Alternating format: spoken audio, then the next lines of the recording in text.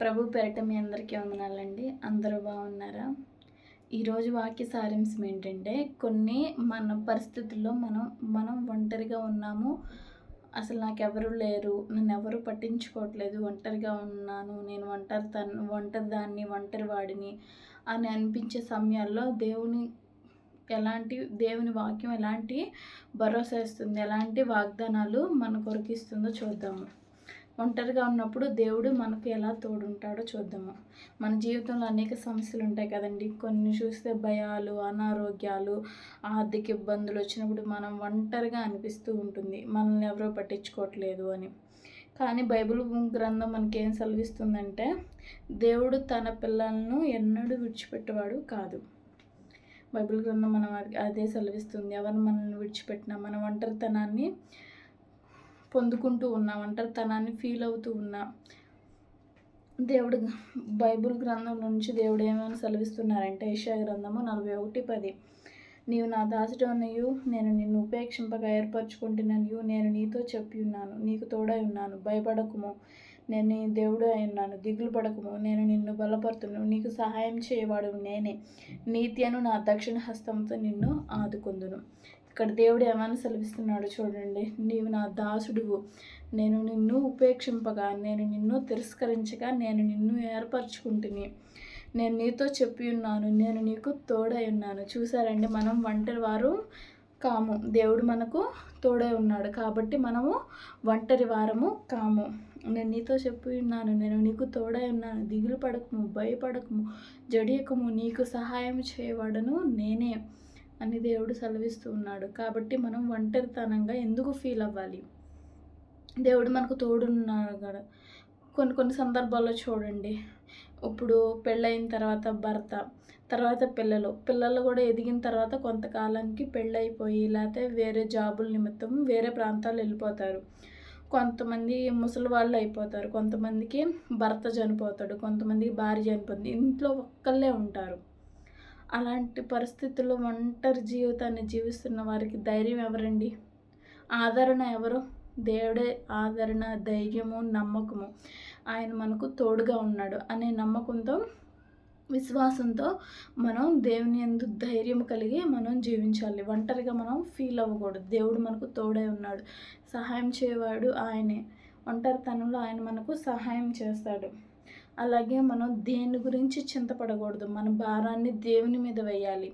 ఏదైతే సమస్య, ఆర్థిక ఇబ్బందులు, అనేక సమస్యలు, ఇంకా అనారోగ్య సమస్యలు, ఇంకా భయాలు, ఆందోళనలు, ఒత్తిడి కలిగించే విషయాలు, వాటన్నిటిని దేవుడికి మనం అప్పచెప్పినట్లయితే ఆయనే వాటన్నిటిని మనకు సమకూర్చేవాడు. నీ భారాన్ని దేవుని మీద వేయాలి. చూసుకున్నట్లయితే కీర్తనల గ్రంథం 55:22, నీ భారము యెహోవా మీద మోపము, ఆయన నిన్ను ఆదుకొను, నీతిమంతులను ఆయన ఎన్నడూ కదలనీయడు. నీతిగా యథార్థంగా నమ్మకంగా జీవించినట్లయితే దేవుడు నిన్ను ఎన్నడూ కదలనీయడు. ఆయన నిత్యము నిలుచు సియోను కొండవలె ఆయన మనల్ని ఉంచుతాడు. నీటి కాలువల యొద్ద నాటబడిన చెట్టు వలె మనం ఉంటాము, ఎప్పుడు ఫలించులాగా మనం ఉంటాము. మన భారాన్ని, ప్రయాసపడే భారం మోయిస్తున్న సమస్త జనులారా నా యొద్దకు రండి, నేను మీకు విశ్రాంతి కలగజేస్తాను. ఏదైతే భారాన్ని, ఏదైతే సమస్యలను, ఇబ్బందులను మనం హృదయంలో దాచుకొని గుండె బరువుతో ఉన్నామో, ఆ భారాన్నంతా దేవునికి అవ్వెప్పి ప్రశాంతంగా పడుకోవాలంట. ఇక్కడ అదే చెప్తున్నాడు దేవుడు, నీ భారము యెహోవా మీద మోపము, ఆయన నిన్ను ఆదుకుంటాడు. కాబట్టి ఆదుకునే దేవుడు, సహాయం చేసే దేవుడు, తోడై ఉండే దేవుడు మనకుండగా మనం ఒంటరితనంగా, లోన్లీలెస్గా ఫీల్ అవ్వకూడదు. అదే అలా ఇంకా చూసుకున్నట్లయితే ఫిలిప్పీయులకు రాసిన పత్రిక 4:6-7, దేని గూర్చి చింతపడకుడు కానీ ప్రతి విషయంలోనూ ప్రార్థన విజ్ఞాపముల చేత కృతజ్ఞతాపూర్వకంగా మీ విన్నపములు దేవునికి తెలియజేయడి. దేని గురించి చింతపడొద్దు. రేపు ఏం జరుగుతుంది, రేపు ఏం తినాలి, తెల్లారితే నా దగ్గర డబ్బులు లేవు, నా బిడ్డలను ఎలా పోషించాలి, వాళ్ళకి ఎలా ఆహారం పెట్టాలి, ఆర్థిక ఇబ్బందులు కానీ, రేపు ఏం జరుగుతుందో, అవన్నీ దేని గురించి చింతపడొద్దు. ప్రతి విషయంలోనూ, ప్రతి చిన్నదే కానీ పెద్దదే కానీ ప్రతి విషయంలోనూ కృతజ్ఞతాపూర్వకంగా దేవునికి మనం తెలియజేసినట్లయితే మన యొక్క ప్రతి పనిలో దేవుడు మనకు తోడై ఉంటాడు. దేవుడు మనకి సమయానికి సహాయం చేసే దేవుడు. చూసుకున్నట్లయితే కీర్తన గ్రంథము 46వ అధ్యాయం 1వ వచనం, దేవుడు మనకు ఆశ్రయమును దుర్గమునై ఉన్నాడు, ఆపత్కాలంలో ఆయన నమ్ముకొనదగిన సహాయకుడు. మనుషులను నమ్ముకొనుట కంటే యెహోవాను ఆశ్రయించుట మేలనుంది. ఏదన్నా సహాయం వచ్చిందనుకో, మనుషుల దగ్గరకు నువ్వు అస్సలు పరిగెత్తొద్దు. ఫస్ట్ మోకాళ్ళేసి ప్రార్థన చేస్తే దేవుడే మనకు సహాయం చేస్తాడు. ఏదో ఒక రూపంలో దేవుడు మనకు సహాయం చేస్తాడు. ఆపత్కాలంలో నమ్ముకొనదగిన సహాయకుడు. ఏదో ఒక రూపంలో, ఏదో ఒక విధంగా. కొంతమంది మనుషుల మీద మనం ఆశ పెట్టుకొని పలానా టైంకి డబ్బులు ఇస్తారు, మనకి అవసరం ఉందండి, పలానా టైంకి ఈ వ్యక్తి మనకి సహాయం చేస్తాడు అని అనుకొని వాళ్ళ మీద నమ్మకం పెట్టుకుంటాం. తీరా చూస్తే ఆ టైంకి అతని దగ్గర డబ్బులు ఉండకపోవచ్చు, ఒకవేళ ఉన్నా కానీ ఇవ్వకపోవచ్చు మనకి. కానీ అట్లా ఉంటుంది మనుషుల మనస్తత్వం. కానీ ఆపత్కాలంలోనే, ఎప్పుడైతే మనకు కష్టం వచ్చిందో, ఇబ్బంది వచ్చిందో, ఆ కాలంలోనే ఆయన నమ్ముకొనదగిన సహాయకుడు. ఎప్పుడు కష్టం వచ్చినప్పుడే దేవుడు ఒక మంచి భరోసా ఇస్తున్నాడు. నేను నిన్ను ఆపత్కాలంలో మనం సహాయం చేసే దేవుడు. దేవుని ప్రేమ ఎన్నటికీ మన నుంచి ఎడబాపదు. దేవుని ప్రేమకి మనకి మధ్య అసలు ఏది మనల్ని దేవుని ప్రేమ నుంచి దూరం పరచదు. చూసుకున్నట్లయితే రోమపత్రిక 8వ అధ్యాయం 38, 39, మరణమైనను జీవమైనను దేవదూతలైనను ప్రధానులైన ఉన్నవైనను రాబోవైనను అధికారులైనను ఎత్తైనను లోతైనను సృష్టింపబడిన మరి ఏదైనాను మన ప్రభు అయిన యేసునందలి దేవుని ప్రేమ నుండి మనలను ఎడబాప నేరవని రూఢిగా నమ్ముచున్నాను.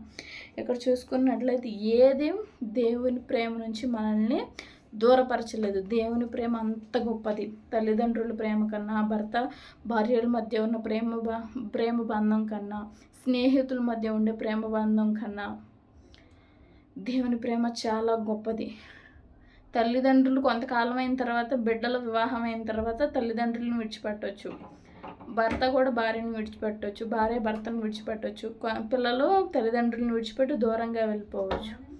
ఈ లోకంలో అన్ని బంధాల కన్నా గొప్ప బంధము దేవునికి మనకున్న బంధము, ప్రేమ. ఆయన అంత గొప్ప ప్రేమ. ఆయన ప్రేమ నుంచి మనల్ని ఎన్నడూ ఎడబాపనేరడు. ఏది కూడా దేవుని ప్రేమ నుంచి మనల్ని ఎడబాపదు. మరి మరణమైన జీవమైన ఏదైనా కానీ దేవుని ప్రేమ నుంచి మనల్ని ఎడబాపదు. ఇప్పుడు మనం బ్రతికి ఉన్నామంటే, ఈ స్థితిలో ఉన్నామంటే దేవుని కృపే. చనిపోయిన తర్వాత దేవుని యందు భయభక్తులు కలిగి ఆయన రక్షణ అంగీకరించిన వారికి నిత్య జీవం ఉంటుంది. దేవుని ప్రేమ అక్కడ కూడా ఉంటుంది. కాబట్టి మరణమైన జీవమైన పెద్దలైన ఏదైనా అసలు దేవుని ప్రేమను, మన ప్రేమ దేవునికి మనకి మధ్య ఉన్న సంబంధాన్ని తగ్గొట్టలేవు. అదే దేవుని యొక్క ప్రేమ. చూసారండి, దేవుడు ఎంత గొప్పవాడో. ఆపత్కాలం నమ్ముకొనదగిన సహాయకుడు. మన భారాన్ని దేవుని మీద వేయమంటున్నాడు. ఆయనే మనకు సహాయకుడు, తోడై ఉన్నాడు. దిగులు పడకము, భయపడకము, జడేకము అని ఆయన సెలవిస్తున్నాడు. కాబట్టి దేని గురించి చింతపడకుండా ప్రతి విషయంలోనూ మన ప్రార్థన ద్వారా దేవునికి విజ్ఞాపన తెలియజేస్తే అది చాలా దేవుడు మనకు సహాయం చేస్తాడు. ఒక చిన్న బాలుడు తల్లిదండ్రుల దగ్గరికి వెళ్ళి నాకు ఇది కావాలని ఎంత మారం చేస్తారండి. మనం కూడా ప్రతిరోజు దేవుని దగ్గరికి వచ్చి అట్టాగే దేవునితో మాట్లాడడం, మన ప్రార్థన చేసుకుంటూ ఏదో గొప్పగా చేయటం కాకుండా మనకు వచ్చిన మాటలు దేవుడికి ప్రార్థన చేస్తూ, తండ్రి అయ్యా నాకు ఇది కావాలి, అది కావాలి, నేను ఇలా ఉండాలి, నేను నీ యందు భయభక్తులు కలిగి ఉండాలి, నా జీవితం ఇలా ఉండాలి, నేను నీ సాక్షిగా నీ బిడ్డగా జీవించాలి. ప్రతిరోజు అట్లా మాట్లాడుకోవాలి దేవునితో. మన తల్లిదండ్రులు అంత ముద్దుగా మాట్లాడుకుంటూ ఉంటాం. అంత దేవునితో రోజు మాట్లాడుతూ ఉంటే దేవుడికి మనకు మధ్య సంబంధం ఏర్పడుతుంది. చిన్న వాక్యం దేవుడు మీ హృదయంలో ఫలింపజేయను గాక. ఆమేన్.